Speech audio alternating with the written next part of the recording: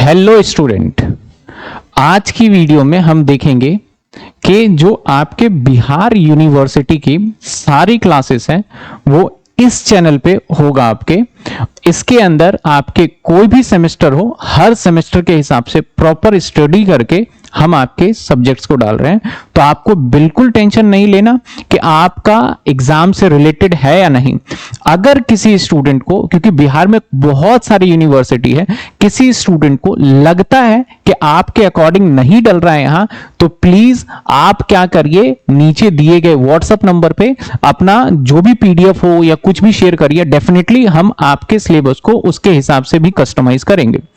अब जो इस चैनल पे मैं वीडियो अपलोड कर रहा हूं कि फॉर एग्जांपल आपका फाइनेंशियल अकाउंट है या फिर आपका कॉर्पोरेट अकाउंट है या आपका इनकम टैक्स है, उदाहरण के तौर पे लेते हैं, तो हो सकता है कि मैंने इनकम टैक्स इसी साल पढ़ाया था, तो मैं क्या करता हूं, उस वीडियो के आपके सिलेबस के हिसाब से अपलोड करता हूं। और बीच बीच में हो सकता है कि जब मैं पढ़ा रहा था लाइव क्लास में, तो कुछ दिल्ली यूनिवर्सिटी के बच्चे हो सकते हैं, कुछ असम यूनिवर्सिटी के हो सकते हैं। तो अगर मैं बीच वीडियो में ये वर्ड यूज करता हूं तो आप उसको इग्नोर करिएगा। आपको ये रहना है कि आपके अकॉर्डिंग और आपके बिल्कुल लेटेस्ट सिलेबस के अकॉर्डिंग कराया जा रहा है। तो होपफुली आप इस बात को देखेंगे और आगे कंटिन्यू वीडियो देखेंगे। तो अब आगे अपनी स्टडी स्टार्ट करिए और ज्यादा से ज्यादा मेरी आपसे रिक्वेस्ट है, ज्यादा से ज्यादा अपने दोस्तों के साथ यूनिवर्सिटी के अंदर इस वीडियो को शेयर करिए, क्योंकि अब आपको कहीं यूट्यूब पे भटकने की जरूरत नहीं है। Thank you so much.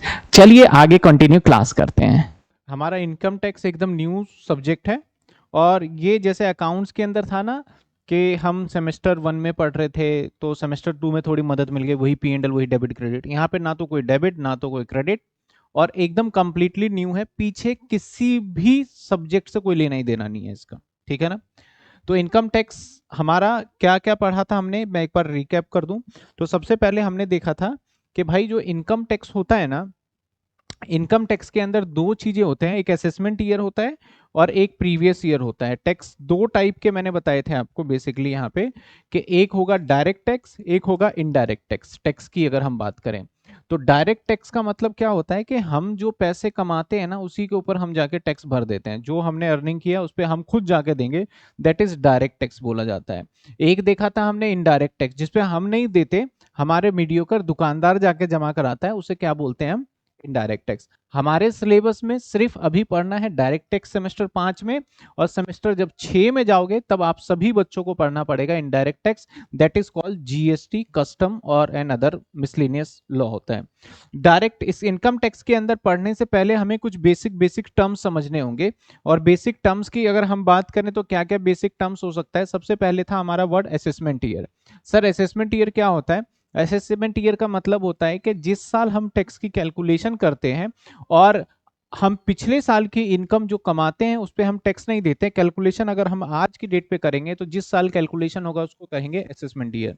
Previous year क्या होता है? जिस साल हम इनकम को क्या करते हैं, इनकम को अर्न करते हैं, जिस साल हम इनकम को क्या करेंगे, अर्न करेंगे, उसको बोलेंगे प्रीवियस ईयर। और जिस साल हम इसके ऊपर क्या देने वाले हैं, टैक्स देने वाले हैं, उसको क्या बोलेंगे हम, असेसमेंट ईयर। तो यहाँ दो पार्ट हमने कर लिया था। असेसमेंट ईयर का मीनिंग भी समझा था हमने किस तरीके से है, फाइनेंस एक्ट क्या होता है। तो जो बच्चे आज की क्लास में आए, पहले पुरानी वाली यानी एक ही क्लास तो हुई है, होपफुली आपने देख लिया हो, नहीं देखा हो तो उसको देख लीजिएगा, तो आपको क्लियरिटी ज्यादा मिल जाएगी इसके अंदर, ठीक है ना। तो आज हम आगे पढ़ने वाले हैं। असेसमेंट ईयर हम पढ़ चुके थे। हाँ, प्रीवियस ईयर अभी पूरा कंप्लीट नहीं करा। मैंने बताया आपको कि इसके अंदर कुछ एक्सेप्शन केसेस भी हैं, जो कि मैं बताऊंगा कि प्रीवियस ईयर में ही हमें टैक्स को भी जमा करना पड़ जाता है। कुछ एक्सेप्शन केस है, जैसे कि मैंने बताया था, इंडिया से परमानेंटली जा रहे हो या डिसकंटिन्यू बिजनेस कर रहे हैं, एक्सेट्रा। आगे बढ़ते हैं। सबसे पहले एक न्यू वर्ड आज के दिन सीखेंगे, आज की क्लास हम यहां से स्टार्ट कर रहे हैं। वर्ड है एसएससी। वर्ड क्या है? एसएससी। अब एसएससी कौन होता है ये समझते हैं। मान लेते हैं एक इनकम टैक्स डिपार्टमेंट है, ये गवर्नमेंट है, और हम कौन सा टैक्स पढ़ रहे हैं, डायरेक्ट टैक्स। ये गवर्नमेंट है ना, गवर्नमेंट है। अब आप सभी स्टूडेंट हो,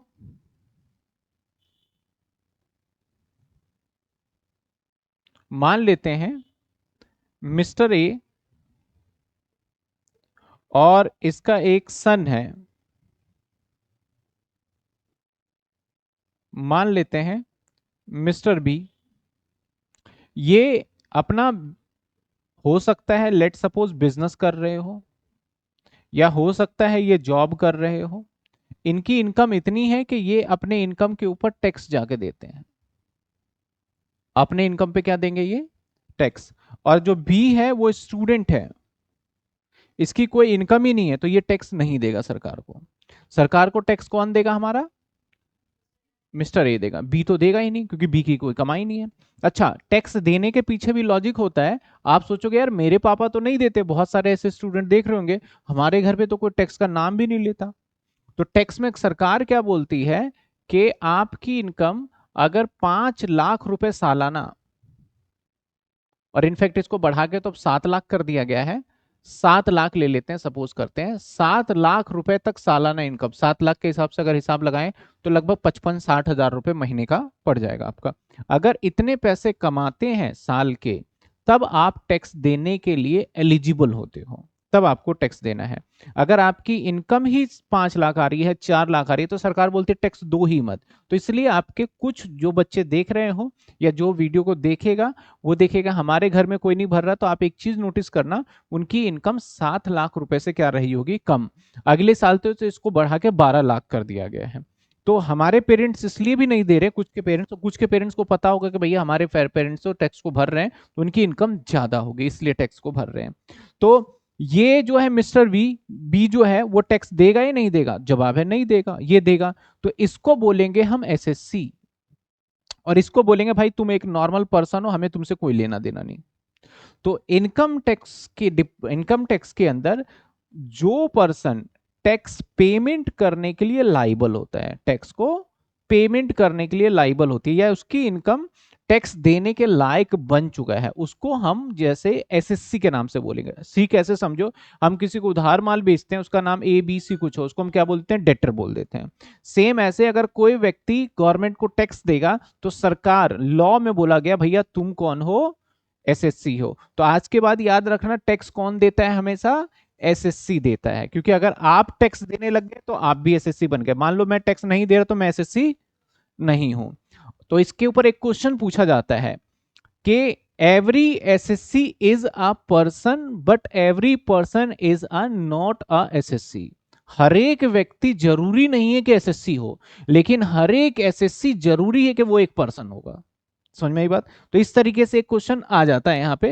तो एसएससी का मतलब समझ में आया आपको क्या होता है? कि जो पर्सन टैक्स देने के लिए लाइबल होगा, टैक्स को पेमेंट करेगा, उसको क्या नाम देंगे हम?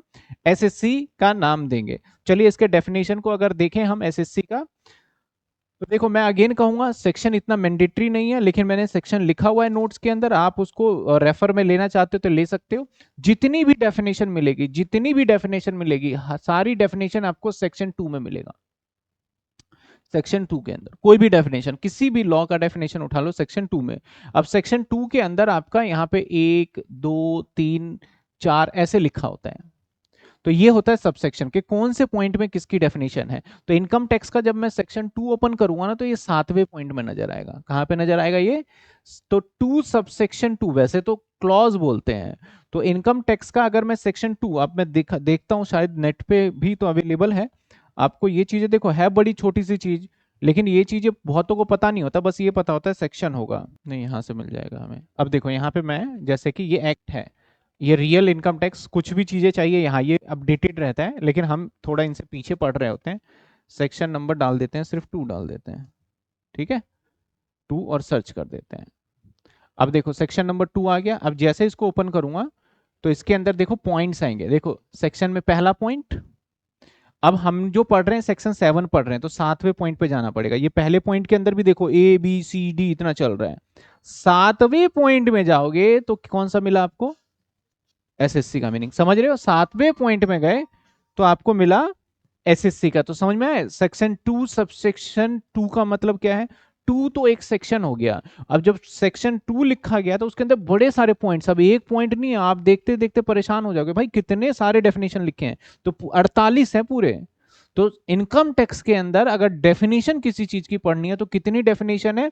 48 तक जाती है। और 48 का मतलब 48 मत समझना आप, आप एक सिंपल सेक्शन 1 में ही देख लो, सब सेक्शन 1 के अंदर 1A है, फिर 1A के बाद BC है एग्रीकल्चर से, फिर आपका 1B है, फिर 1C है, 1D है, तब जाके दूसरा नंबर आया हमारा।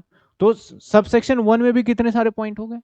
तो अब ये जो हम पढ़ रहे हैं, मेरे डेफिनेशन क्या था 7, तो देखो 7 पे क्या लिखा हुआ है, ये मैं ओरिजिनल जो इनकम टैक्स एक्ट होता है, जो बेयर एक्ट होता है, वो मैं दिखा रहा हूं आपको, ऐसा नहीं कि किसी किताब में से। तो ओरिजिनल जो बेयर एक्ट है, जो इनकम टैक्स ऑफिशियल वेबसाइट पे है, वो है। तो पॉइंट नंबर 7 में बताया एसएससी कौन होता है, कि SSC means a person by whom any tax or any other sum of money payable to under this act, मतलब कोई टैक्स देने के लिए लाइबल है, या टैक्स के अलावा, जैसे मान लो आपने कोई पैसे आपको मतलब कि लॉटरी कराई, या फिर कहीं से पैसे मिल गए जो सरकार बोलती है भाई तुम्हें तो इस पर टैक्स देना पड़ेगा, तो आप, या फिर पेनल्टी देना पड़ेगा, फाइन देना पड़ेगा, तो अगर ऐसा कुछ भी पैसा अगर आपको इस टैक्स के अंडरगट देना पड़ रहा है, तो उसे हम एसएससी बोलते हैं। बट आपको इतना थोड़ा इसके अंदर क्या रहता है, जो डेफिनेशन होते हैं थोड़े से कॉम्प्लिकेटेड होते हैं, हम इसको क्या करते हैं थोड़ा सिंपल करके लिख लेते हैं, सिंपल करके लिख लेते हैं। तो देखिए क्या कहता है एसएससी में, assessee mean a person by whom income tax और any other sum money, interest, penalty. अब मैंने यहाँ पे वहां पे ये बात नहीं लिखा था, यहाँ पे लिख दिया इंटरेस्ट और पेनल्टी, कुछ भी देने के लायक हो तो इस एक्ट के अंदर, दिस एक्ट का मतलब हमारा इनकम टैक्स एक्ट कौन सा है, 1961 एक्ट कौन सा है हमारा, इन 1961 इनकम टैक्स एक्ट कौन सा है, 1961, ठीक है ना।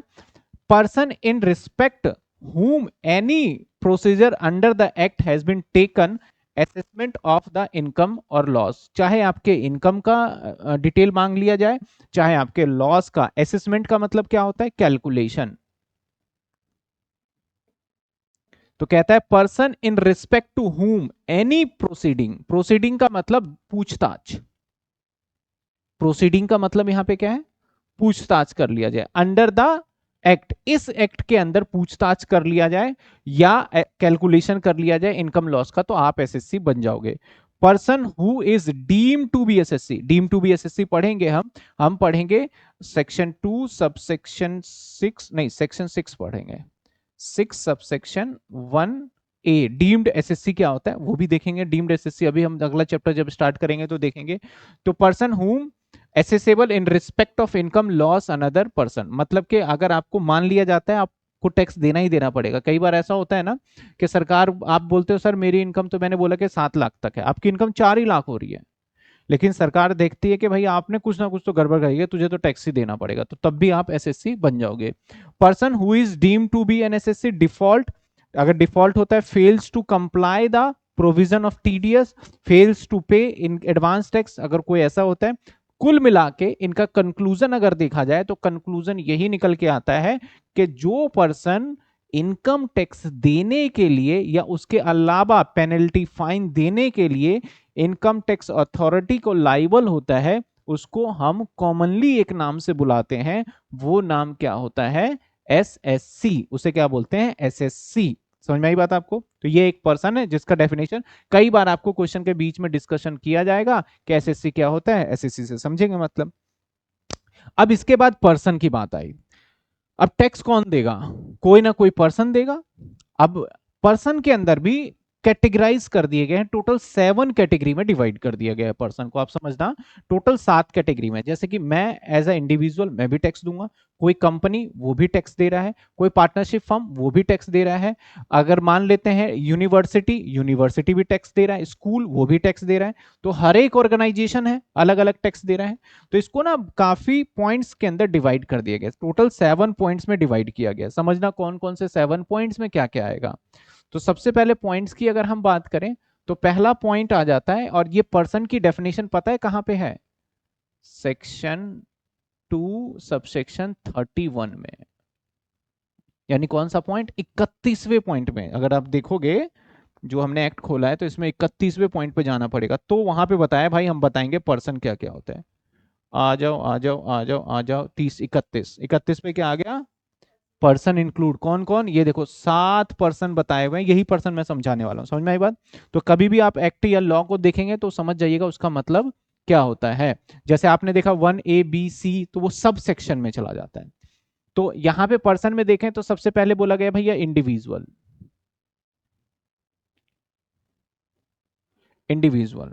लेकिन हाँ, कुछ बच्चे सोचेंगे सर हम इसी से तैयारी कर लेते हैं, तो ये जो इनकम टैक्स मैंने एक्ट दिखाया एकदम लेटेस्ट होता है, कल कोई न्यूज आए तो आज आ जाता है इसके अंदर, लेकिन हम जो है ना इस न्यूज से एक साल पीछे चलते हैं। तो हमें एक साल पुरानी बातें पढ़ना है, कहीं आप इसी एक्ट से ही पढ़ के पेपर देने जाओगे तब भी आपने सही भी लिखा हो तब भी आपके आंसर गलत हो जाएंगे वहां पे, क्योंकि इस एक्ट में लिखा है कि 12 लाख रुपए तक इनकम पे टैक्स नहीं देना, और जो हम पढ़ेंगे वहां पे लिखा है 7 लाख रुपए तक के इनकम पे टैक्स नहीं देना। तो दोनों में फर्क आ जाएगा ना एक तरीके से देखा जाए। इंडिविजुअल, इंडिविजुअल कौन होता है? जैसे हम और आप, तो आप जैसे कोई भी हो सकता है। इसको किस में रखा गया? इसको भी हम पर्सन बोलेंगे, और ये भी टैक्स देता है। इनका टैक्स देने का रूल अलग है, इसका टैक्स देने का रूल क्या है? हर किसी का रूल अलग अलग है। इसके बाद अगला हो सकता है हमारा HUF। HUF जिसको हम बोलते हैं हिंदू अनडिवाइडेड फैमिली। क्या होता है ये? Hindu undivided family. अच्छा, हिंदू अनडिवाइडेड फैमिली क्या होता है कि इसके अंदर ना सिर्फ हिंदू लॉ के हिसाब से है, इसमें मुस्लिम इनकॉर्पोरेट नहीं हो सकते, सिर्फ हिंदू के लिए। हाँ, इसमें सिख और ईसाई इसके अंदर इनकॉर्पोरेट किए जा सकते हैं। इसका मतलब क्या होता है? हम सेपरेट एंटिटी बना लेते हैं। हमारा फैमिली अगर कोई बिजनेस होता है, जैसे आपने कई बार किसी नाम के आगे सन्स, ब्रदर इस तरीके से वर्ड लिखे हुए देखोगे बोर्ड के ऊपर, कि जैसे कि कोई भी सन्स या ब्रदर वर्ड का इस्तेमाल करता है तो वो क्या होते हैं? HUF होते हैं। HUF का क्या फायदा होता है ये समझो। जैसे मेरी इनकम कितनी है भाई? 7 लाख तक मुझे टैक्स नहीं देना। मुझे कितने तक टैक्स नहीं देना? 7 लाख तक। लेकिन मैं भी काम कर रहा हूं और मेरा एक दुकान भी है, वहां पे भी मैं काम कर रहा हूं, तो मैं क्या करूंगा, एक अपने आप की इनकम के टैक्स को मैं 7 लाख के हिसाब से भरूंगा और HUF को 7। तो टोटल अगर मैंने HUF बना लिया, बहुत लोगों को तो पता ही नहीं है, HUF बना लिया तो मेरी 14 लाख रुपए तक की इनकम पे टैक्स नहीं देना होगा, क्योंकि 7 लाख इनकम मैं इस नाम पे रिसीव करूंगा और 7 लाख की इनकम मैं इस पे करूंगा। तो मैं भी बताऊंगा HUF।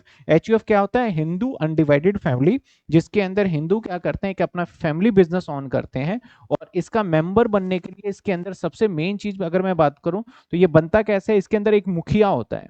मुखिया समझते हो? मुखिया समझते हो? कर्ता, जिसको इंग्लिश में भी कर्ता बोलते हैं, हिंदी में भी। हाँ, नहीं इसमें मुस्लिम काउंट नहीं हुआ, हिंदू है, हिंदू नहीं, उसके लिए लॉ ही नहीं, उसको ये बेनिफिट नहीं मिला हुआ है।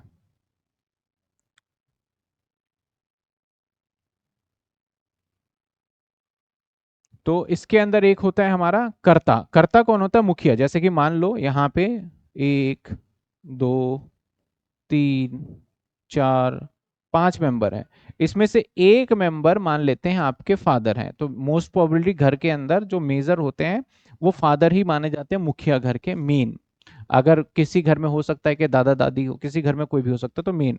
तो ये जो है ये माना जाएगा कर्ता। ये क्या माना जाएगा? कर्ता। और ये सब इसके मेंबर होंगे। तो इसमें मेंबर बनने के लिए, इसके मेंबर बनने के लिए दो कंडीशन है। या तो इसके अंदर इसके ये मेंबर हैं और एक पर्सन बाहर से सोच रहा है कि यार मैं भी इसके अंदर मेंबर बन जाऊं, तो बाहर का पर्सन सिर्फ फीमेल ही इसके अंदर मेंबर बन सकता, मेल नहीं बन सकता। और बनने का कंडीशन क्या है? इसमें से किसी से मैरिज कर लो तो आप इसके क्या बन जाओगे? मेंबर बन जाओगे शादी करने के बाद। या फिर दूसरा, इस मेंबर के अंदर बॉर्न होना पड़ेगा तभी बन सकते हो इसके मेंबर, अदरवाइज दूसरा कोई रास्ता नहीं है कि मेंबर। तीसरा एक और ऑप्शन छोड़ा हुआ है लॉ ने, कि अगर किसी कर्ता को लगता है कि किसी बच्चे को अडॉप्ट कर लिया जाए लीगली तरीके से, तो भी इसका मेंबर बन सकता है। अब देखो, ये भी कुछ पैसे कमा रहा है, ये भी कुछ पैसे कमा रहा है, ये भी कुछ पैसे कमा रहा है, ये भी कुछ पैसे कमा रहा है, सब मिलके कमा रहे हैं, तो इसके सारा लीगल काम, टर्म्स एंड कंडीशन तो करेगा करता ही, लेकिन इन सभी को मिला के भी एक इनकम को टैक्स दे दिया जाता है, जिसको बोला जाता है HUF। HUF दो तरीके के होते हैं। एक होता है हमारे इंडिया के अंदर देखा जाए, और बेसिकली प्रॉपर्टी के बेस पे बनाया गया, क्योंकि हमारे इंडिया का कैसा है कानून कि अगर पेरेंट्स के जाने के बाद प्रॉपर्टी उसके बच्चों में डिस्ट्रीब्यूट हो जाता है, तो उस चीज को एक सुलझाने के लिए ये लॉ बनाया गया था। तो अभी इंडिया के अंदर दो तरीके के लॉ है, एक है मिताक्षरा और एक है दया भाग। दया भाग और मिताक्षरा, मिताक्षरा को वर्ड से मतलब समझो, मिताक्षरा का मतलब मित्र और मित्र का मतलब फ्रेंड, फ्रेंड। और एक दया भाग मतलब आप डिपेंडेंट हो। तो वेस्ट बंगाल के अंदर ये चलता है हमारा, और एक सिक्किम में, दो जगह है, वेस्ट बंगाल और सिक्किम, जहां पे दया भाग है। अगर उस परिवार में, हिंदू परिवार में कोई भी बच्चा अगर जन्म लेता है तो वो प्रॉपर्टी में लीगल वारिस होता ही नहीं है। उसके पेरेंट्स क्या करते हैं, उसको जब तक ट्रांसफर ना कर दे तब तक नहीं हो सकता। और बाकी सारे स्टेट को देख लो, वहां पे चलता है आपका मिताक्षरा। मिताक्षरा का मतलब फ्रेंड सर्कल वाला। वहां पे जैसे दिल्ली ले लो, पंजाब ले लो, मुंबई ले लो, यहां पे मान लो अगर किसी का लड़का पैदा होता है, सन पैदा होता है, तो वो ऑटोमेटिकली उस जो भी उसके फादर का जितना भी प्रॉपर्टी होगा उसमें लीगली वारिस माना जाएगा। अगर उसके फादर ने बोला कि मैं भाई तेरे को अपनी प्रॉपर्टी में हिस्सा नहीं दूंगा, तो बच्चा केस कर सकता है। ऐसा नहीं कि आपको केस कर देना है, केस कर सकता है बच्चा, जाके अपने पेरेंट्स के ऊपर लीगली एक्शन ले सकता है। लेकिन यहां पे भी देखो, ये प्रॉपर्टी एक्ट का यहां पे भी एक पॉइंट्स है। अगर वो प्रॉपर्टी दादा दादी से होके आ रहा है, दादा ने दिया पापा को, अब पापा बोल रहे हैं अपने बच्चों को मैं नहीं दूंगा, तो भाई आप कोर्ट जाके रिकवर कर सकते हैं उसको, लीगली देखा जाए। या फिर फादर मान लेते हैं कि किसी के फादर या फिर कोई हैपनिंग हो गया और उस पर किसी और ने कब्जा कर लिया, उस पर सिस्टर ने बोल दिया कि मैं ले लूंगा, या फिर चाचा के लड़के ने बोल दिया मैं ले लूंगा, तो उसको आप फाइट कर सकते हो कोर्ट के अंदर। लेकिन अगर फादर ने अपने पैसे से खुद प्रॉपर्टी कमाया है, अब बच्चे का कोई अधिकार नहीं है, वो उसके ऊपर केस नहीं कर सकता। तो ये थोड़े से कानून ऐसे बने हुए हैं। लेकिन वेस्ट बंगाल और सिक्किम के अंदर है, चाहे दादा का हो चाहे खुद कमाया हो, भैया उस प्रॉपर्टी के लिए आपको पेरेंट्स के अंडर रहना पड़ेगा। पेरेंट्स की इच्छा होगा तो देंगे, नहीं होगा तो नहीं देंगे, उस हिसाब से। तो ये क्या होता है, हमारा HUF होता है। 2 पर्सन हो गए, इसके अपने रूल्स हैं, टैक्स देने के इसके अपने रूल हैं। हाँ, 7 लाख रुपए मिला के भरते हैं ये पूरा का पूरा, इन सबके इनकम को मिला के, और यहाँ इंडिविजुअली है, वो अलग भरेगा। अब देखो यहाँ पे जो करता होगा ना, वो HUF की अलग से इनकम टैक्स रिटर्न फाइल करेगा और इसकी अलग से इनकम टैक्स रिटर्न फाइल करेगा। इनकम टैक्स क्या होता है, सरकार को इनकम की डिटेल देना होता है, तो वो अपने नाम की अलग भरेगा और पूरे फैमिली के इनकम की एक अलग से भर देगा। होता है ना कई बार, ऐसे समझो घर के अंदर बहुत सारे जो मेंबर होते हैं वो कुछ ना कुछ अर्निंग कर रहे होते हैं छोटे छोटे, तो उन सब की इनकम को मिला के एक टैक्स में कन्वर्ट कर दिया जाता है। तीसरा होता है कंपनी। कंपनी आपको पता है, जो कि अपने आप को, अभी कंपनी आपने पढ़ा हुआ भी है, जिसने अपने आप को क्या कर रखा हो, रजिस्टर्ड कर रखा हो। कहां रजिस्टर्ड कर रखा हो, कंपनी एक्ट 2013 में, तो वो क्या हो जाएगा, कंपनी। तो भैया कंपनी जो पर्सन है, कितने पर्सन हो गए, 3, इसके रूल अलग हैं। यानी अगर मैं अकेला व्यक्ति हूं तो टैक्स भरूंगा तो उसकी कैलकुलेशन के तरीके अलग होंगे। अगर मैं HUF हूं तो उसके टैक्स की कैलकुलेशन के तरीके पूरे अलग होंगे। अगर मैं कंपनी हूं तो उसके टैक्स के भरने के तरीके अलग होंगे। जैसे फॉर एग्जांपल, अगर कंपनी 10 रुपए भी कमाएगा, उसको 10 रुपए पे भी टैक्स देना है। लेकिन एक इंडिविजुअल 5 लाख कमाएगा तो उसको 5 लाख पे भी टैक्स नहीं देना है। तो ये क्या है, रूल्स हैं। हर किसी के लिए अलग अलग रूल्स बनाए गए हैं, इसलिए आपको समझना होगा कितने तरीके के व्यक्ति को कैटेगराइज किया गया है। जैसे बोल दिया पर्सन, तो पर्सन में सोचेगा यार, कंपनी तो बोलेगा मैं पर्सन थोड़ी हूं, मैं तो एक कंपनी हूं, तो मैं तो टैक्स नहीं दूंगा। पर्सन का मतलब तो ऐसा लग रहा है कि सिर्फ कोई व्यक्ति, लेकिन लॉ ने डिफाइन किया पर्सन का मतलब जिस जिसका नाम हम डाल दे रहे हैं ना इस सेक्शन 2 सब सेक्शन 31 के अंदर, वो सब पर्सन माने जाएंगे। और हर पर्सन के लिए अलग अलग कानून बना दिया गया है। उसके अंदर डाल दिया गया इंडिविजुअल, भाई तुम चाहे मेल हो, फीमेल हो, बच्चे हो, बूढ़े हो, जवान हो, जो भी हो, आप पर्सन की कैटेगरी में आ जाओगे। HUF, अगर तुमने कोई ऐसा फैमिली बिजनेस कर रखा है, तुम भी पर्सन की कैटेगरी में आ जाओगे। कंपनी, तुम भी पर्सन की कैटेगरी में आ जाओगे। इसके बाद थर्ड आता है हमारा, थर्ड के बाद fourth, partnership firm. Partnership firm का डेफिनेशन क्या पढ़ा है आपने, जब दो या दो से अधिक व्यक्ति, when two and more person, जब टुगेदर होते हैं for sharing profit and loss को, तो उसको क्या बोलते हैं, पार्टनरशिप। लेकिन इनकम टैक्स में पार्टनरशिप का डेफिनेशन तो वही रखा गया, लेकिन बोला गया जो रजिस्टर्ड होगा वही पार्टनरशिप माना जाएगा। जो पार्टनरशिप एक्ट के अंदर रजिस्टर्ड होगा ना, वही पार्टनरशिप माना जाएगा। मान लेते हैं मैं और मेरे फ्रेंड ने एक बिजनेस स्टार्ट कर लिया, हमने अपने आप को रजिस्ट्रेशन नहीं कराया, तो मैं पार्टनरशिप फर्म नहीं माना जाऊंगा अकॉर्डिंग टू इनकम टैक्स। हमें एज अ और कुछ पर्सन के कैटेगरी में रखा जाएगा। लेकिन आपने अपने आप को रजिस्टर्ड करा दिया है, तो आपको क्या माना जाएगा, आपको पार्टनरशिप फर्म। इसके अलग रूल है, इस पे 30% का टैक्स रेट लगता है सीधा। इसके बाद रखा गया, कितने पर्सन हो गए हमारे, 4 हो गए।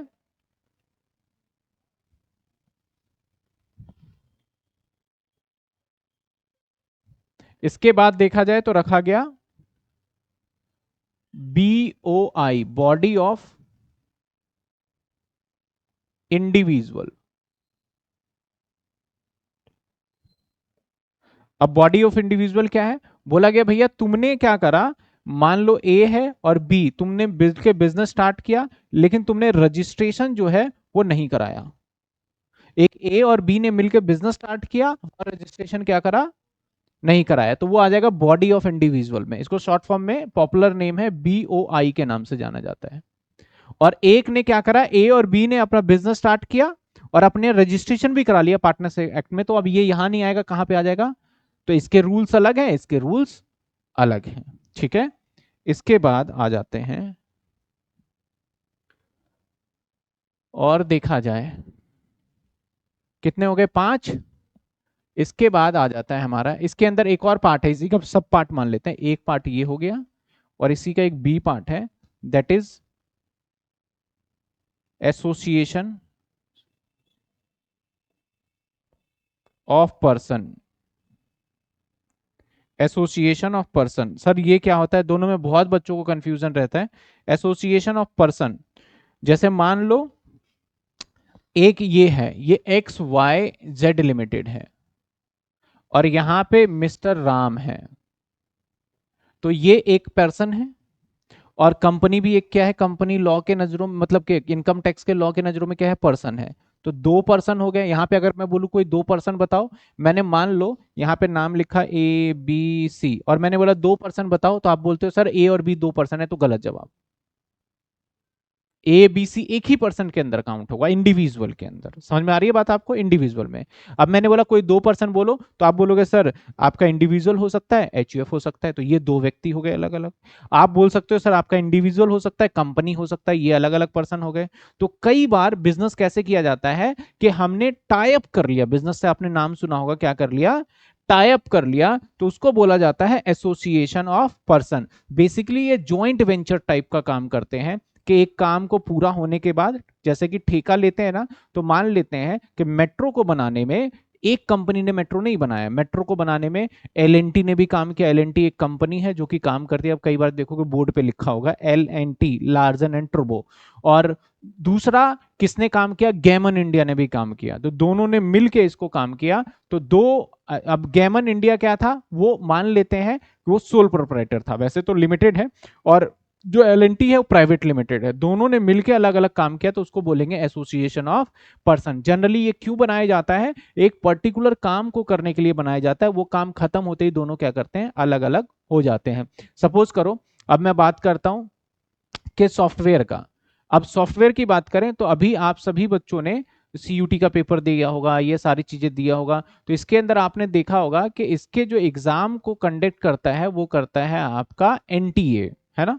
और NTA का जो पूरा सॉफ्टवेयर बनाता है ना, वो सॉफ्टवेयर बनाता है हमारा TCS।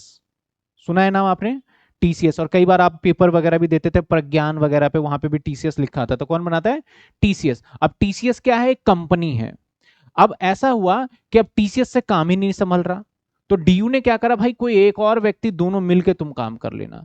तो एक मान लेते हैं एक सोल प्रोप्राइटर कोई था जिसका अलग, मैं मान लो बहुत बड़ा सॉफ्टवेयर डेवलपर हूं और मैं गया और मैंने बोला चलो हम दोनों मिलके काम करते हैं, तो मैं और TCS दोनों मिलके अब DU के सॉफ्टवेयर को संभालेंगे। और जैसे ही ये सॉफ्टवेयर वाला जो बग्स आ रहे हैं या रिजल्ट में डिले हो रहा है, जैसे ही ये स्मूथ हो जाएगा, तो फिर DU क्या करेगा, बोलेगा तुम्हारा काम खत्म हो गया, अब हम खुद कर लेंगे, तुम जा सकते हो।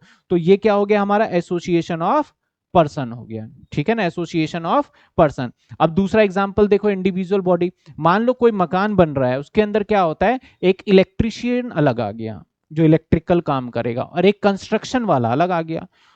5 लाख रुपए का एक मकान को बनाने का कंस्ट्रक्शन का ठेका लिया गया, उसके अंदर इलेक्ट्रिशियन अलग आ जाता है और मकान को कंस्ट्रक्शन करने वाला अलग आ जाता है। दोनों पर्सन ही है और दोनों इंडिविजुअल ही है। दोनों कौन है, इंडिविजुअली, कोई रजिस्ट्रेशन वगैरह नहीं करा रखा, तो दोनों क्या हो गए, मिल गए। तो बॉडी ऑफ इंडिविजुअल क्या हो गया, आपस में मिल गया। और जैसे ही मकान बन जाएगा, मकान बनते ही ये दोनों अलग अलग रास्ते हो जाएंगे, प्रॉफिट आपस में जो भी डील होगा वो बांट लेंगे। तो ये क्या हो गया, हमारा बॉडी ऑफ इंडिविजुअल। और ये क्या हो गया, एसोसिएशन ऑफ पर्सन। क्या दोनों में डिफरेंस समझ में आया।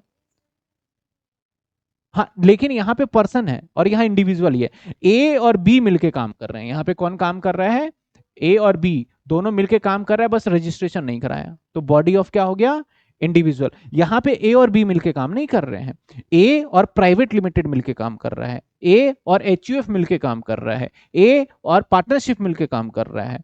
तब ये क्या माना जाएगा? Body of sorry association of person होगा।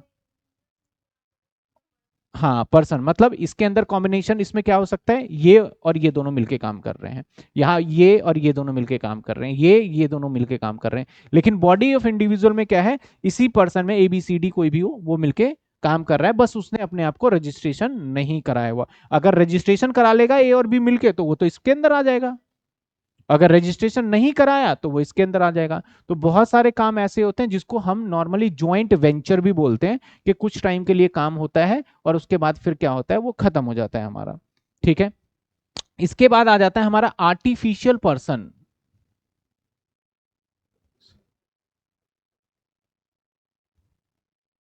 आर्टिफिशियल पर्सन में क्या आ जाता है?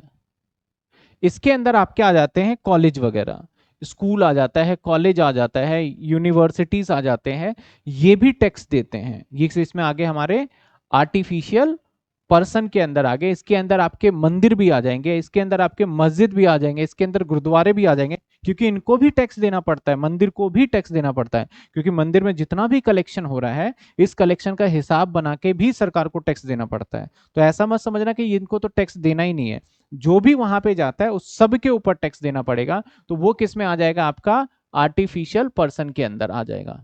एक लास्ट कितने पर्सन हो गए यहाँ पे? 5 6 हो गए, 1 2 3 4, इसको मैं 5 बोलूंगा, ये दोनों एक ही है, ए और बी, और ये छठा हो गया। सातवां होता है हमारा लोकल अथॉरिटी। कौन सा होता है? Local authority. लोकल अथॉरिटी में आ जाते हैं सरकारी गवर्नमेंट चीजें, जैसे कि एमसीडी, ये लोग ये भी टैक्स देते हैं एमसीडी वाले। इसके बाद एमसीडी के बाद हम बात करते हैं, जैसे कि आ जाता है आपका डीटीसी, आपने सुना है बस, तो ये भी तो पैसा कमा ही रही है ना। तो ये जब टैक्स देगी तो वो बोलेगी मैं बॉडी ऑफ इंडिविजुअल तो हूं नहीं, वो बोलेगी भाई मैं एचयूएफ भी नहीं हूं, वो बोलेगा मैं कोई प्राइवेट लिमिटेड कंपनी भी नहीं हूं, वो बोलेगा मैं पार्टनरशिप तो हूं ही नहीं, डीटीसी। इसमें तो उसको किस कैटेगरी में रख दिया गया है? लोकल अथॉरिटी के केसेस में रख दिया गया है, उसको रख दिया गया है लोकल अथॉरिटी। ठीक है ना? तो हम इसी पर्सन को देखेंगे और इस पर्सन को और थोड़ा डिटेल में देखेंगे। हमारे एग्जाम में कई बार क्वेश्चन पूछ लिया गया, जितने भी थ्योरी कराए ना, ऐसा कोई भी क्वेश्चन नहीं है जो कि एग्जाम में ना पूछा गया हो आज से पहले। बहुत बार प्रीवियस ईयर असेसमेंट ईयर पूछ लिया गया, इसके बाद आपसे पूछ लिया गया कि भैया पर्सन कौन होता है ये बताइए इनकम टैक्स के हिसाब से। कई बार आपसे पूछ लिया गया एसएससी बताइए इनकम टैक्स के हिसाब से क्या होता है। तो ये सारे डेफिनेशंस पूछे जा चुके हैं पहले, तो डेफिनेशन मैंने समझा दिया है, याद आपको करना पड़ेगा। एनजीओ विल बी कब दिस, यस एनजीओ भी आ जाएगा। It means the body of individual there are 2 person, association of person is 2 member. हाँ, मेंबर आप बोल सकते हो अपने समझने के लिए, दो अलग अलग चीजें हो गई। ठीक है, तो आइए देखते हैं हम पर्सन के बाद क्या करते हैं। देखिए सबसे पहले पर्सन को कितनी कैटेगरी में बांट दिया गया? 1 2 3 4 5 6 7 कैटेगरी में। पहले कौन सा है? इंडिविजुअल। इंडिविजुअल में कौन आ गया भाई? इंडिविजुअल में आ जाएगा ए, चाहे आपका बी हो या सी हो, या फिर मैं इसको ऐसे कर लेता हूं, मिस्टर या मिसेस, दोनों आ गया बॉडी ऑफ सॉरी इंडिविजुअल के अंदर। हिंदू एचयूएफ के अंदर क्या होता है? ये एचयूएफ क्या होता है? ये एक फैमिली होता है जिसके अंदर मेन कौन मुखिया होता है? कर्ता, जो सारे के सारे फैसले लेगा। अगर कोई भी इनकम टैक्स की चोरी हुई ना तो किसी परिवार वाले को जेल नहीं जाना होगा, जाना पड़ेगा कर्ता को, क्योंकि सारा का सारा डिसीजन, सारे के सारे लीगल कंप्लाइंसेस कौन फॉलो कर रहा है? कर्ता करता है इसके अंदर। ठीक है, इसके बाद क्या है? कंपनी। कंपनी कौन है? जिसके आगे क्या लग गया? प्राइवेट लिमिटेड या सिर्फ लिमिटेड वर्ड लग गया। इसके बाद firm and limited liability partnership firm, जैसे कि मान लो ए और बी दोनों ने मिलके अपना काम स्टार्ट किया, लेकिन इसने अपने आप को क्या करवा लिया? रजिस्ट्रेशन करवा लिया पार्टनरशिप एक्ट के अंदर। एलएलपी क्या होता है? कंपनी एक्ट के अंदर 2008 के अंदर रजिस्टर्ड हो जाता है। इसके बाद एन एसोसिएशन ऑफ पर्सन और body of individual. Association of person और बॉडी ऑफ इंडिविजुअल क्या होता है? एसोसिएशन ऑफ पर्सन, जैसे मान लेते हैं ए और बी ने आपस में सोचा कि मैं काम को स्टार्ट कर लूंगा, तो that is association of person. Body of individual क्या है? ए और मान लेते हैं पी लिमिटेड ने, दोनों ने मिलकर अपना काम स्टार्ट कर लिया, इसे क्या बोलेंगे हम, बॉडी ऑफ, नहीं मैंने उल्टा कर दिया, ये मैंने उल्टा कर दिया, बॉडी ऑफ इंडिविजुअल में क्या होगा, एसोसिएशन ऑफ पर्सन में क्या होगा, ए और मान लेते हैं एक्स लिमिटेड, दोनों ने मिलकर काम किया, मतलब दोनों अलग अलग होना चाहिए, तो ये हो जाएगा association of person. Body of individual में क्या हो गया हमारा, मान लेते हैं ए और बी दोनों ही पर्सन है और दोनों ने मिलकर अपना काम स्टार्ट किया, तो ये हो गया बॉडी ऑफ इंडिविजुअल। समझ में आ रही है बात आपको। अ लोकल अथॉरिटी जैसे कि ग्राम पंचायत हो गया, म्युनिसिपल कॉरपोरेशन हो गया, तो इनकी भी इनकम का सोर्स होता है कुछ ना कुछ, तो जैसे हम टैक्स, हाउस टैक्स भरते हैं तो म्युनिसिपल डिपार्टमेंट को, तो ये आ गया लोकल अथॉरिटी में। Every artificial person, judicial person, जो कि कानून के नजरों में, इसके अंदर कौन कौन से आ सकते हैं, जैसे कि यूनिवर्सिटी आ गया, टेम्पल्स आ गए, मंदिर आ गया, मस्जिद आ गया, ये सब इस कैटेगरी में आ जाएंगे। कितने हो गए, 1 2 3 4 5, और ये दोनों क्या है, एक ही है, ये 6, और ये क्या हो गया हमारा 7वां। तो हम वैसे दोनों को एक ही बोलते हैं, जैसे कि BOI एंड AOP, इसको शॉर्ट फॉर्म में मैं आज के बाद बोलूंगा AOP और इसको बोलूंगा BOI। तो ये 7 पर्सन है जिसके बारे में आपको पता होना चाहिए। एग्जाम में आएगा तो क्या हम ये पॉइंट लिख के आ जाएंगे, मार्क्स मिल जाएगा, ये पॉइंट लिखोगे और थोड़ा सा इसके साथ साथ आपको क्या करना पड़ेगा, इसका एक्सप्लेनेशन भी देना पड़ेगा आपको एग्जाम के अंदर। तो बताओ पहले, सबसे पहले पर्सन समझ में आया, तो फिर मैं इसकी थ्योरी पढ़ के बता दूंगा क्या क्या चीजें हैं। क्या पर्सन समझ में आया? सर, 2 रजिस्टर पार्टनरशिप एक साथ आ जाए तो वो तो फिर एसोसिएशन ऑफ पर्सन में नहीं आएगा, बॉडी ऑफ इंडिविजुअल में ही काउंट हो जाएगा। वैसे वो दोनों काम कर सकते हैं ज्वाइंट वेंचर में, क्योंकि पर्सन में अलग अलग पर्सन होना जरूरी है। देखो लास्ट ईयर बीकॉम ऑनर्स के अंदर आया हुआ था, क्या क्वेश्चन आया, पहला ही क्वेश्चन, हमेशा पहला ही क्वेश्चन मिलेगा, जो अभी हम पढ़ रहे हैं थ्योरी पहला ही क्वेश्चन, तो आपको दिखेगा नहीं। वैसे क्या है, who what do you mean by the person as per the section 2 subsection 13 of the income tax act, how is the terms person different from the SSC, person SSC से कैसे डिफरेंट होता है ये बताइए। अभी लेटेस्ट पिछले साल दो रेगुलर का 2000 जो 24 का ऑनर्स का पेपर था उसमें क्वेश्चन पूछा गया, अभी तक जितना पढ़ा है वो सारा मिला के एक क्वेश्चन बन गया है। मैंने बताया कि एसएससी पर्सन से कैसे डिफरेंट होता है, ये भी बताया ना मैंने, क्योंकि पर्सन जरूरी नहीं है कि टैक्स पेमेंट करे, लेकिन एसएससी को जरूरी है कि टैक्स पेमेंट करना पड़ेगा, इस बेस पे डिफरेंट है। और पर्सन कितने होंगे, 7 कैटेगरी में हमारा बांट दिया गया है। सोल प्रोप्राइटरशिप इंडिविजुअल के, हाँ बिल्कुल सोल प्रोप्राइटरशिप इंडिविजुअल के अंदर आएगा, मैं अकेले काम कर रहा हूं तो इसके अंदर आ जाएगा। और किसी का कोई query?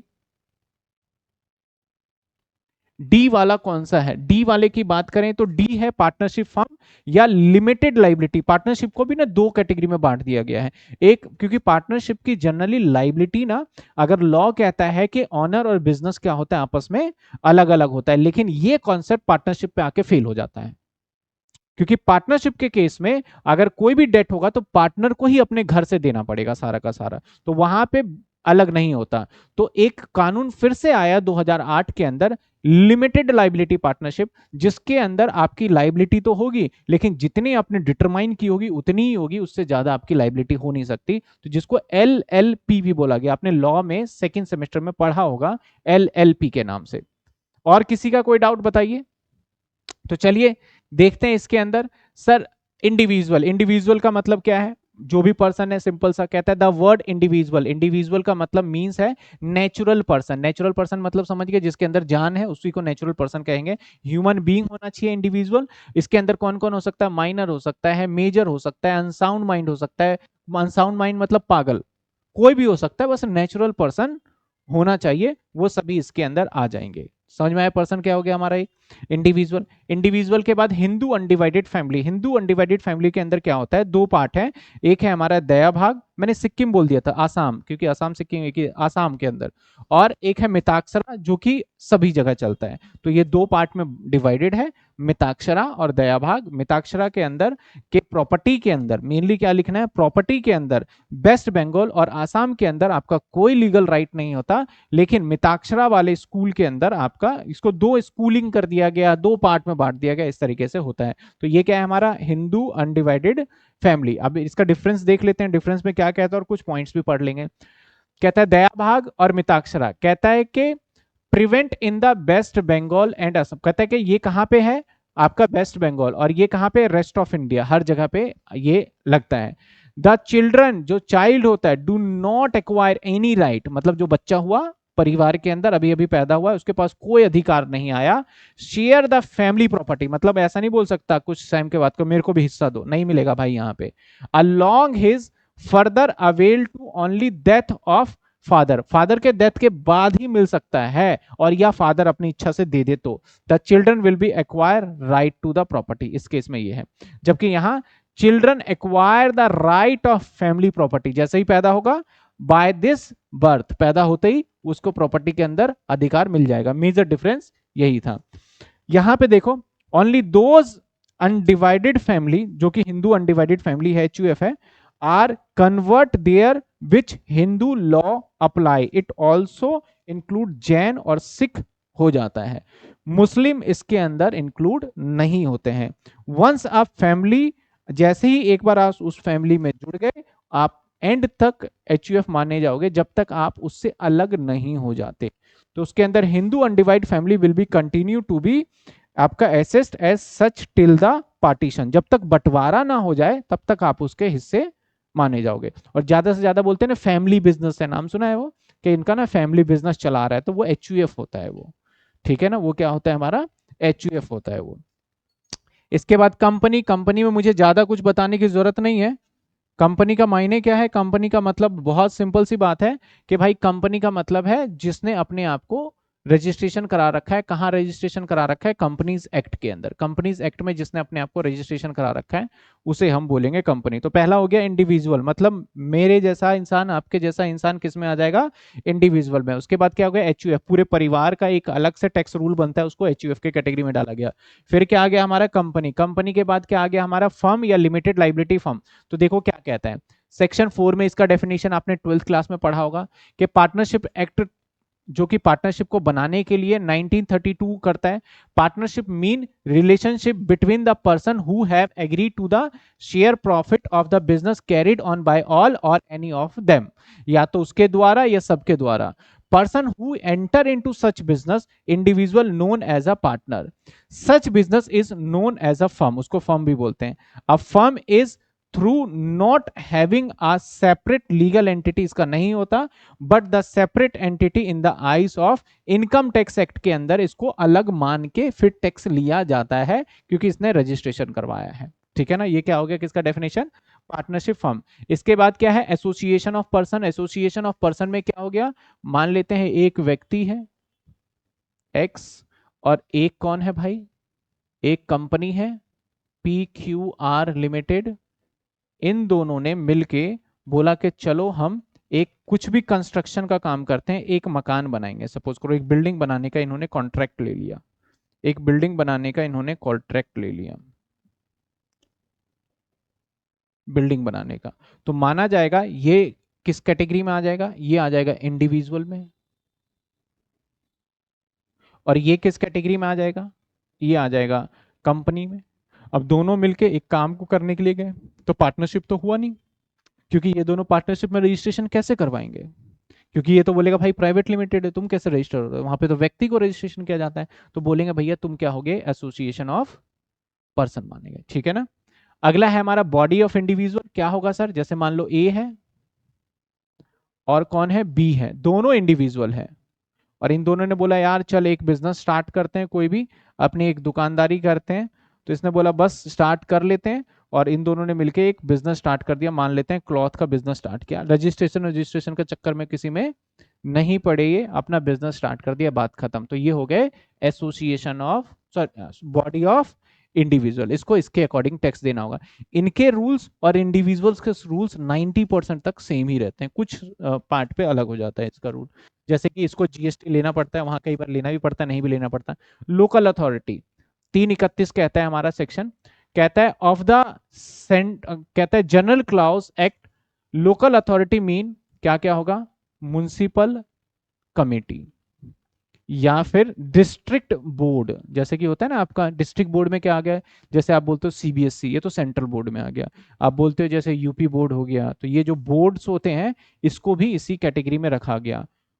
Body of port, commissioner panchayat, चाहे आप कह सकते हो, या फिर आपका हो सकता है अदर बोर्ड्स हो गया, other authority legally entitled to the आपका स्टेंग्विस बाय द गवर्नमेंट, इसको एक अलग मानती है विद द कंट्रोल और मैनेजमेंट इसका म्युनिसिपल लोकल यूनिट के द्वारा होता है। जैसे कि मान लेते हैं जैसे एमसीडी है, तो एमसीडी को सरकार पैसे नहीं देती है, बोलते हैं भैया तुम अपना हिसाब से सब कुछ करो, तुम देखो। वो कैसे पैसे कमाती है एमसीडी वाले, जैसे कि आप रोड पे इतने सारे बैनर लगे हुए देखते हो, क्योंकि एमसीडी के अंदर ये सारे आ जाते हैं, ठीक है ना। तो रोड पे बैनर, तो इनके रेवेन्यू होता है, ऐसा नहीं कि हमने कहीं भी बैनर लगा दिया, बोर्ड लगा दिया, पैसे देने पड़ते हैं इसके लिए। दूसरा हाउस टैक्स होता है, इसके लिए भी हम पैसे देने पड़ते हैं। पानी का होता है, इसके लिए भी हम पैसे देने पड़ते हैं। तो ये छोटी छोटी चीजें इनको दिए गए हैं कि यहाँ से आप अपनी रेवेन्यू को क्या करो, जनरेट कर लो। तो वहां से रेवेन्यू जनरेट करते हैं, अपनी तनख्वाह उनका करते हैं, जो प्रॉफिट कमाते हैं उसके ऊपर सरकार को क्या देना पड़ता है, इनको टैक्स भी देना पड़ता है। हालांकि ये जितने भी लोकल अथॉरिटी है, आज तक मैंने सुना ही नहीं कि ये फायदे में रहा है। हर कोई बोलता है कि ये तो नुकसान में है। इनफैक्ट यहाँ पे जो काम भी करते हैं ना, उनकी सैलरी में भी बहुत डिले होता है, बहुत टाइम बाद उनको सैलरी दिया जाता है, रुक जाती है उनकी सैलरी। अगला क्या है सर, अगला आर्टिफिशियल जुडिशियल पर्सन। आर्टिफिशियल का मतलब कि ये इसके अंदर जान नहीं है ये बस, लेकिन पर्सन की कैटेगरी में रखा गया। वैसे तो हम कंपनी को भी आर्टिफिशियल पर्सन कहते हैं, लेकिन वो कंपनी लॉ के हिसाब से। यहां पे आर्टिफिशियल पर्सन किसको कहा गया है, जो कि क्या है हमारा, विच हैव नेचुरल पर्सन। ये नेचुरल पर्सन नहीं होगा, और ये सेपरेट एंटिटी होगा in the eyes of law के, और मे बी डिस्ट्रिक्ट, जैसे कि आपका आपका स्यू कोर्ट, इसके अंदर उसको कोर्ट, स्यू कोर्ट का मतलब है कि कानूनन तरीके से हम भी उसके ऊपर केस कर सकते हैं, और वो भी हमारे ऊपर क्या कर सकता है, केस किया जा सकता है। आप जाओ यूनिवर्सिटी में जाओ, 4-5 प्रोफेसर के साथ कोई लड़ाई झगड़ा कर लो, या यूनिवर्सिटी के कुछ चीजें आप कुछ ऐसा कोई नुकसान कर दो, आपके ऊपर दिल्ली यूनिवर्सिटी केस कर देगा। ठीक है, आपके ऊपर किसने केस कर दिया, दिल्ली यूनिवर्सिटी ने आपके ऊपर केस कर दिया। तो जब दिल्ली यूनिवर्सिटी ने केस कर दिया तो किसने किया भैया, आर्टिफिशियल पर्सन ने कर दिया, ठीक है ना। तो इसके अंदर क्या आ जाता है हमारा, यूनिवर्सिटी बोर्ड काउंसिल, ये सारी चीजें इसके अंदर आ जाएगी, ठीक है ना। तो ये हमारे थे, लास्ट है हमारा कुछ बेसिक टर्म्स जो कि आपको पता होना चाहिए, जो कि अक्सर यूज होते हैं, लेकिन अब बहुत लोगों को पता ही नहीं है कि ये वर्ड भी इस्तेमाल होता है और इसका मायने क्या है। यूज टू हमें पता होता है, जो कि इनकम टैक्स के ही वर्ड्स हैं। जैसे पहला पेन, आपने पेन कार्ड सुना होगा। पेन कार्ड क्या होता है, इसके ऊपर भी क्वेश्चन आया हुआ है मेरे पास, क्वेश्चन पेपर अभी पड़ा हुआ है, क्वेश्चन इसी में ही आया था मेरे ख्याल, लास्ट ईयर ही पूछा गया है मेरे ख्याल ये, और ऑनर्स में पूछा गया है, प्रोग्राम में पूछा गया है।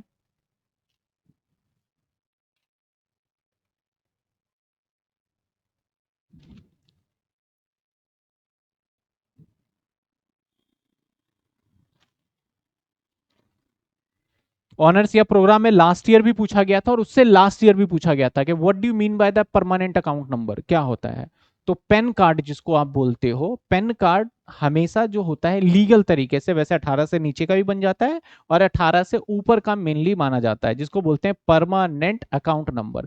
परमानेंट अकाउंट नंबर का क्या मतलब है कि जब कभी भी आप कोई भी टैक्स गवर्नमेंट को डिपॉजिट करते हो, तो आपकी सारी डिटेल उसी अकाउंट नंबर से लिंक होती है। यानी आपके जितने भी फाइनेंशियल ट्रांजेक्शन है, अगर उसे करने जाओगे तो आपको उसी नंबर, जो एक पेन नंबर दिया जाता है, एक नंबर दिया जाता है, उसी नंबर के ऊपर सारा का सारा आपका डिपेंडेंट रहता है। और ये नंबर फिक्स होता है, जैसे कि मैं पेन नंबर बताऊं तो कितने डिजिट का हो सकता है, जैसे ये हो सकता है,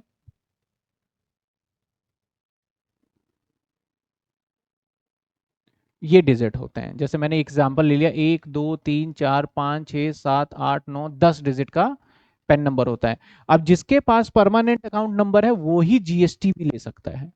अब जीएसटी में क्या होगा, ये वाला बीच का डिजिट सेम रहेगा, आगे 2 डिजिट कुछ जुड़ जाएंगे, वो स्टेट कोड होता है, जैसे कि 07 हमारे दिल्ली का कोड है 07, ठीक है ना। और उसके बाद यहाँ एरिया का कोड लग जाता है, जैसे पीतमपुरा रह रहे हैं तो 1ZF है इसका, 1ZF। तो कितने हो गए तेरे, 2 और 3 15, 15 नंबर का आप देखोगे तो जीएसटी होता है। ऐसे ही कोई भी आप नंबर लेने जाते हो ना गवर्नमेंट से, तो उसके बीच में पेन नंबर जरूर मिलेगा आपको। और ये पेन नंबर में भी अल्फाबेट जो होता है ना, वो कहीं ना कहीं डिसाइड करता है, हर एक नंबर अपना अलग अलग यूनिक दिखाता है।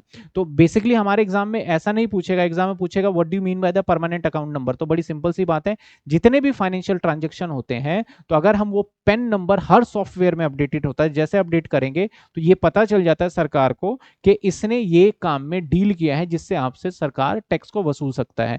आप जाओ और आप 2 लाख रुपए से ऊपर के, इवन 50,000 से ऊपर बैंक में पैसे जमा कराने जाओ, बैंक वाले को पैन कार्ड देना पड़ता है। कोई ज्वेलरी खरीदने जाओ, आपको वहां पे भी पैन कार्ड देना पड़ेगा। बैंक में अकाउंट खुलवाने जाओ, वहां पे भी पैन कार्ड देना पड़ेगा। इनकम टैक्स डिपार्टमेंट में टैक्स जमा करवाने जाओ, वहां भी पैन। ये सब क्या है? फाइनेंशियल। आधार कार्ड और इसमें डिफरेंट है। आधार कार्ड तो क्या होता है, मोबाइल का सिम निकलवाने जाओ तब भी क्या होता है, आपको आधार कार्ड देना पड़ता है। तो आधार कार्ड एक अलग चीज है और पैन कार्ड एक अलग चीज है। आधार कार्ड में आपके पर्सनल डिटेल लिखे हुए हैं, पैन कार्ड के अंदर आपके फाइनेंशियल डिटेल रखे होते हैं, उसको क्या बोलते हैं? पैन कार्ड, जिसका मतलब होता है परमानेंट अकाउंट नंबर। एक होता है TDS, tax deducted at source. जब हमारे पास कोई भी काम, हम जब भी कोई काम करवाते हैं, मान लेते हैं कि मैं जहां पे हूं इस पूरे रूम का व्हाइट वॉश कराऊंगा, तो गवर्नमेंट कहती है अगर आप व्हाइट वॉश कराओगे तो आप किसी को तो पैसे दोगे, व्हाइट वॉश वालों को। अगर आपने मान लिया जाए 50,000 रुपए से ऊपर पैसे अगर आपने दिए हैं, तो आपको क्या करना है, उसको मान लो सपोज 10% काट लेना है, तो उसे 45,000 ही देना है। या मेरे पास कोई जॉब कर रहा है, उसकी सैलरी 50,000 है, तो मैं 50,000 नहीं दूंगा, मैं 10% काट के कितना दे दूंगा? 45,000। तो जो मैंने उसके पैसे काट के अपने पास जमा किए हैं, that is called TDS, tax deducted at source. और ये पैसे मैं सरकार को जमा करा दूंगा, और जब जमा कराऊंगा तो सरकार मेरे से जो प्रूफ मांगेगा वो टीडीएस, यानी एक टीडीएस के नाम से वो जाना जाएगा। इसके लिए हमारा नंबर जो होता है, जिसको बोलते हैं 10 नंबर, उसके लिए क्या होता है हमारा? 10 नंबर टीडीएस। इसके बाद आईटीआर। आईटीआर क्या होता है? Income tax return. अब अपनी इनकम की जानकारी हमें अलग अलग फॉर्म में गवर्नमेंट को देना पड़ता है। जैसे मैं एक साधारण इंसान हूं तो मैं आईटीआर 1 1 नंबर फॉर्म में भरूंगा।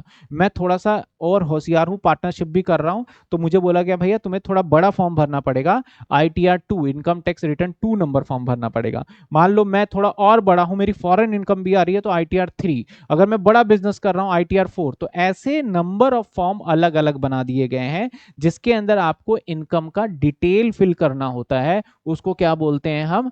आईटीआर। और इसी को पहले तो ऑफलाइन फिल किया जाता था, आज के समय पे यह सारा का सारा ऑनलाइन हो चुका है, जो इनकम टैक्स के पोर्टल पे। अगर मैं फॉर्म आपको दिखाऊं तो देखोगे आप, इनकम टैक्स वेबसाइट पे था मैं, तो यहीं पे अगर मैं जाते हैं, हम जाते हैं तो इनकम टैक्स और टैक्स पेयर लॉगिन का ऑप्शन है यहाँ पे। ये देखिए यहाँ पे आईटीआर 1 और आईटीआर 4 आया है। अभी सिर्फ 2 ही फॉर्म आए हैं, धीरे धीरे 2 भी आएगा, 3 भी आएगा, सारे आ जाएंगे धीरे धीरे करके। तो अब आईटीआर 1 को भरने का आईटीआर 4, तो ये क्या है? एक काइंड ऑफ फॉर्म है जिसके अंदर आपके नाम, नंबर, डिटेल, एड्रेस, इनकम कितना कमाया, कितना कहाँ से कमाया, डिटेल भर के सरकार को दे देंगे। सरकार को देने के बाद सरकार इसका असेसमेंट करेगा। असेसमेंट मतलब क्या होता है? असेसमेंट मतलब कैलकुलेशन। असेसमेंट मतलब क्या होता है? तो सरकार इसका क्या करने वाली है? असेसमेंट, कैलकुलेशन करेगी। आपने इनकम भर तो दिया, अगर आपका कैलकुलेशन ठीक है तो आपके पास कोई सरकार कुछ नहीं पूछेगी, सरकार चुपचाप सोई रहेगी। अगर आपकी कैलकुलेशन में गड़बड़ी है तो आपको नोटिस दे देगी, उसको बोलते हैं नोटिस आना। कि भाई नोटिस का मतलब क्या होता है? आपको नोटिस देगी, भाई तुम्हारा ये इनकम मुझे सही नहीं लग रहा है, एक बार मुझे आके बताओ कैसे है और मुझे कुछ क्लैरिटी दे दो। तो उसको क्या बोल देते हैं? इनकम टैक्स का नोटिस बोला जाता है। आपके एग्जाम में आईटीआर 1 और 2 ही सिलेबस का पार्ट है जो कि आएगा। इसके बाद एक वर्ड है CBDT, central board of direct tax. CBDT का मतलब है जितने भी टैक्स के ऊपर कानून रूल जो बनाती है, जो भी अमेंडमेंट लाना होता है, वो इसी ऑर्गेनाइजेशन को दिया गया भैया कि तुम ही करना। इसके बाद है एओ वर्ड यूज होता है, असेसिंग ऑफिसर। असेसिंग ऑफिसर कौन होता है? इनकम टैक्स डिपार्टमेंट के अंदर आपसे जो पूछताछ करेगा उसे इनकम टैक्स ऑफिसर बोल देते हैं, जिसको हम असेसिंग ऑफिसर भी बोलते हैं। इसके अंदर भी रैंक होता है। इसके अंदर हमारा असेसिंग ऑफिसर होता है, इनकम टैक्स मतलब कि कमिश्नर होता है, डिप्टी कमिश्नर, इस तरीके से रैंकिंग बाय डिवाइडेड है। तो उसे असेसिंग ऑफिसर वो है जो कि आपके सारे इनकम डिटेल के बारे में पूछताछ करेगा। अब जैसे ये पूछताछ करेगा, अपने सीनियर को रिपोर्ट देगा, फिर सीनियर के पास आपको बुलाया भी जा सकता है। अगर ये क्लियरिटी इनको दे दिया, इनके क्लियरिटी से सीनियर को समझ में आ गया, तो आपको नहीं बुलाया जाएगा। अगर ऐसा नहीं हुआ तो आपको सीनियर बुला के पूछताछ करेगा। जब सीनियर भी आपसे सेटिस्फाई नहीं है तो वो आपके ऊपर फाइन लगा देगा, भाई तुम दो। जब आप उस फाइन से सेटिस्फाई नहीं है तो आप अपील करते हो आगे जाके कि भैया हमारे साथ गलत हो गया, हमारे साथ ये करा जाए। एक होता है CIT, commissioner of income tax. ये सारे टॉप लेवल पे होते हैं, जो सबसे लास्ट, तो आखिरी फैसला इन्हीं के पास जाता है, सीआईटी बोलते हैं इसको। तो कमिश्नर ऑफ इनकम टैक्स जो होता है फाइनल फैसला सुना देता है, लेकिन इसके बाद भी आपके पास ऑप्शन होता है कि आप इसके अगेंस्ट अपील कर सकते हो। पेन नंबर आपको समझ में आ गया। टीडीएस क्या होता है, जब हम किसी खर्चे के ऊपर कुछ पैसे काट लेते हैं। आईटीआर एक फॉर्म है जहां पे हमें भरना है। सीबीडीटी सेंट्रल बोर्ड एक यूनिट है। इसके बाद आगे जीएसटी, जीएसटी तो आप सभी को पता है, गुड्स एंड सर्विसेज टैक्स के। टीसीएस, अब टैक्स कलेक्टेड एट सोर्स। हमें अगर कोई, जैसे मान लेते हैं कि मैंने कोई स्क्रैप बेचा, स्क्रैप बेचने के बाद जो हमारी इनकम आई, तो जो स्क्रैप को खरीद रहा है उस पर क्या करेगा, वो टीसीएस लगा देता है। तो हमसे सरकार ना एक भी मौका नहीं छोड़ना चाहती कि कहीं ये निकल ना जाए हाथ से। आप कार खरीदने जाओगे ना, तो कार खरीदते टाइम पे आपके कार के ऊपर, मान लो जो इतनी महंगी कार देखते हैं 10 लाख की कार है, भाई वो 10 लाख की कार है ही नहीं, वो 10 लाख की कार है ही नहीं, वो तो 1.5-2 लाख की कार है। टैक्स लगा लगा के 10 लाख कर दिया उसको। तो उसके ऊपर आप जब लेने जाओगे ना, आपको एक दो प्राइस दिखते हैं, एक एक्स शोरूम प्राइस और एक ऑन रोड प्राइस। तो ऑन रोड प्राइस का मतलब क्या है, आप रोड पे चलोगे उसके भी टैक्स ले लेंगे आपसे, और आप जब एक स्टेट से दूसरे स्टेट जाओगे तब भी टैक्स ले लेंगे, टोल टैक्स के नाम पे आपका। आप इसके बाद आप जब बेचोगे, आज निकल तो बेचोगे, क्योंकि दिल्ली के अंदर क्या है कि 10 या 15 साल एक लिमिट रख दिया, आप बेचोगे तो आप बेचोगे तब भी आपको कुछ ना कुछ प्रॉफिट होगा स्क्रैप, तो उसका भी टैक्स आज ही ले लेगी वो, उसका भी टैक्स आज ही ले लेगी। तो वो जो टैक्स ले रही है उसको बोलते हैं TCS, tax collected at source. इसके बाद ए वाई का मतलब क्या है, असेसमेंट ईयर, कि जिस साल हम टैक्स की कैलकुलेट करेंगे।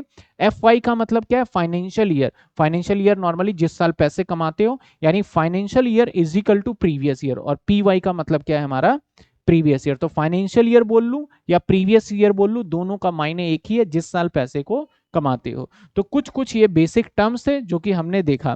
तो आज अगर मैं आज की क्लास को कंक्लूड करूं, तो हमने क्या देखा भैया, आज की क्लास के अंदर देखा कि हमारे पर्सन, सबसे पहले एसएससी कौन होता है।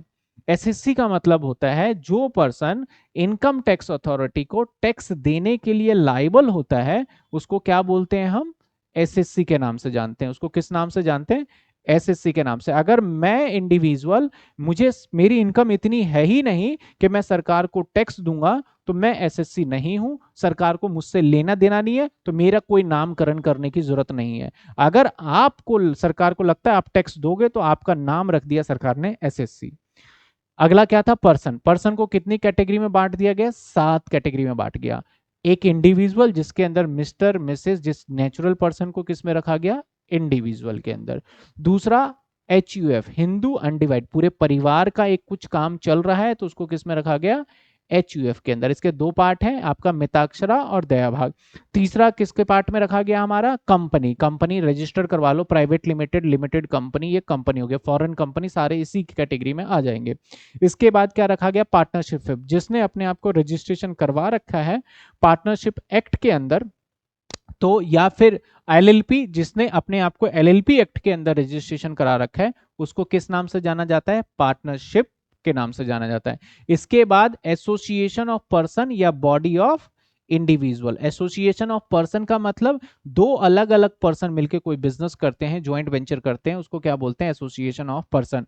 बॉडी ऑफ इंडिविजुअल मतलब दो इंडिविजुअल मिलकर कोई काम कर रहे हैं, उसे बोल देते हैं बॉडी ऑफ इंडिविजुअल। इसके बाद क्या था हमारा, लोकल अथॉरिटी, जिसके अंदर क्या आ जाता है, म्युनिसिपल कॉर्पोरेशन, एमसीडी याद रख लो, या फिर आप डीटीसी बस याद रख सकते हो, ये आ जाता है। इसके बाद क्या था, आर्टिफिशियल पर्सन, इसके अंदर टेंपल, मंदिर वगैरह आ जाते हैं इसके अंदर।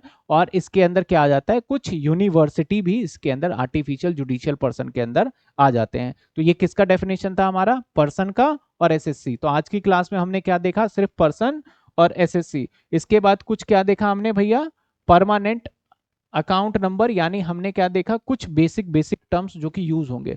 पैन कार्ड, पैन कार्ड क्या होता है, पैन कार्ड एक परमानेंट अकाउंट नंबर होता है, जिसके अंदर हमारे सारे के सारे फाइनेंशियल डिटेल रखे जाते हैं, उसको क्या बोलते हैं, पैन कार्ड।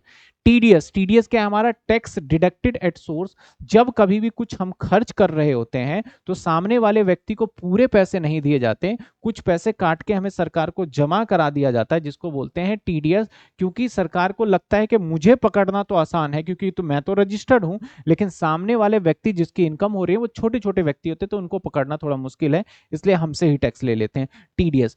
सीबीडीटी क्या है, जो central board of direct tax, CBDT इसको बोलते हैं, कि मतलब जो पूरे डायरेक्ट टैक्स को रिगार्डिंग सारे रूल्स एंड रेगुलेशन, या फिर जो कैसे टैक्स को जो एडमिनिस्ट्रेटिव वर्क देखती है, किससे टैक्स लेना है, किसको नोटिस भेजना है, ये सब काम करती है, उसको सीबीडीटी बोलते हैं। एओ क्या होता है हमारा? असेसिंग ऑफिसर, जो हमसे हमारे जो रिटर्न फाइल किया है उस रिटर्न में अगर कोई गड़बड़ी है उसके लिए जो पूछताछ करेगा उसको बोलते हैं असेसिंग ऑफिसर। इसके बाद देखा जाए सीआईटी कौन है? Commissioner of income. Sir GST आपको पता है, ए वाई पी वाई और ए वाई और TCS, tax collected at source. तो आज की क्लास को हम यहीं खत्म करेंगे बेसिक टर्म्स के साथ। अगली क्लास से अब हम सीखेंगे, पर्सन तो समझ लिया, अब पर्सन कितनी इनकम कमाए का टैक्स देगा और टैक्स किस तरीके से देगा। यानी इंटरेस्टिंग क्लास है जिसके अंदर हम न्यूमेरिकल कुछ सीखने वाले हैं कि कोई पर्सन अपने टैक्स को निकालता कैसे होगा, कैसे कैलकुलेट करता होगा। जिसकी इनकम 15 लाख है वो कैसे निकालेगा, जिसकी 50 लाख है वो कैसे निकालेगा, जिसकी 2 करोड़ है कैसे निकालेगा। हर किसी के लिए सरकार ने अलग अलग रूल बना रखे हैं। ऐसा नहीं कि एक पर्सन का सीख गए तो सबका सीख गए, किसी से कम टैक्स ले रहा है, किसी से ज्यादा टैक्स ले रहा है, तो वो सीखने वाले हम अगली क्लास में, कैलकुलेशन ऑफ टैक्स का। Sir tax on sale of scrap profit नहीं, प्रॉफिट नहीं है, जितना सेल करके रेवेन्यू है उसी के ऊपर टीसीएस काट लिया जाता है। वो ये नहीं देखते प्रॉफिट एंड लॉस, क्योंकि आप स्क्रैप बेच रहे हो तो आपके लिए स्क्रैप का मतलब कूड़ा है, मतलब वैल्यूलेस प्रोडक्ट है, और आपने उसे 10 रुपए का भी बेचा तो सारा प्रॉफिट है आपका, तो सब पे टैक्स ले लिया जाता है। टीसीएस एंड टीडीएस, टीडीएस मैं दोबारा भी बताऊंगा, और टीसीएस जब आप कोई भी स्क्रैप बेचते हो, अपना एसी बेच के आ जाओ, आपको टीसीएस कट जाएगा अगर बहुत सारा, क्योंकि हम जनरली एसएससी नहीं है तो पता नहीं चलता, लेकिन बड़ी बड़ी कंपनी जब बेचती है तो टीसीएस कटता है उनका। और ये टीसीएस क्या होता है, जब हम रिटर्न फाइल करते हैं ना तो टीडीएस और टीसीएस हमें वापसी भी मिल जाता है। जब मैं अगली क्लास के अंदर करवाऊंगा तो वहां पे टीसीएस और टीडीएस का कॉन्सेप्ट डाल दूंगा मैं। क्लियर है सभी स्टूडेंट को? जितने बच्चे लाइव है सभी को क्लियर है? विवेक, स्क्रैप, प्रॉफिट, ठीक है ठीक है ठीक है, देवाशी, विवेक, के आर शाह,